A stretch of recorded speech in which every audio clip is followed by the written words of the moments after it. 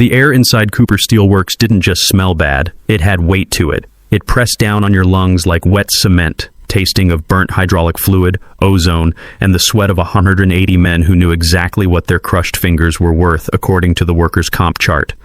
For 19 years, that taste was my breakfast. I'm Garrett Williams, 47 years old, and until about an hour ago, I was the Director of Safety Operations at this rust bucket cathedral of fire. Before this job, I spent 8 years in the Marines, and let me tell you, nothing the Corps threw at me prepared me for trying to keep grown men alive when some MBA princess decides safety regulations are just suggestions. I always clocked in at 5:30 a.m. Always. The sun hadn't even thought about rising yet, but the steelworks were already screaming. The floor vibrated through the soles of my Red Wing boots, a hum that settled deep in your bones. That vibration was the heartbeat of the plant. If it skipped, I knew. If it raced, I knew. And lately, thanks to the new management, the whole place felt like it was about to blow a gasket. I started my morning rounds near the number 3 press. It's a monster capable of exerting 6,000 tons of pressure, turning solid steel into automotive parts like it's squashing beer cans.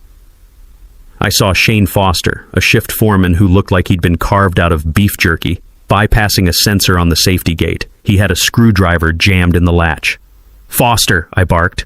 My voice isn't loud, but it cuts through the noise like a chainsaw.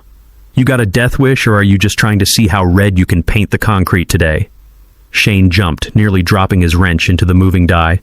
"Garrett, Jesus, we're behind quota. The sensor's acting up. It trips if you look at it wrong. It trips so you don't get turned into hamburger." I walked over and yanked the screwdriver out. The machine ground to a halt. The sudden silence that filled the bay was the most expensive sound in any factory. "Log it, tag it out, fix the sensor. If I see you rig this again, I'm not writing you up. I'm walking you out." He glared at me, wiping grease on his coveralls. "Ashley ain't gonna like the downtime, Garrett. She's already riding my butt about the output metrics." "Ashley can ride whatever she wants," I said, zip-tying a red Danger. "Do not operate tag onto the controls, but she can't ride a press that's covered in your intestines. Fix it." Shane walked away shaking his head, but he'd fix it. He always did. That was the mood lately, though. Tension thick enough to choke a diesel engine. Ashley Cooper was the problem.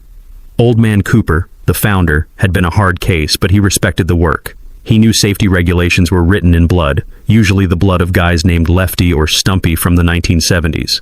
But the old man stepped down last month. He handed the keys to his granddaughter Ashley, fresh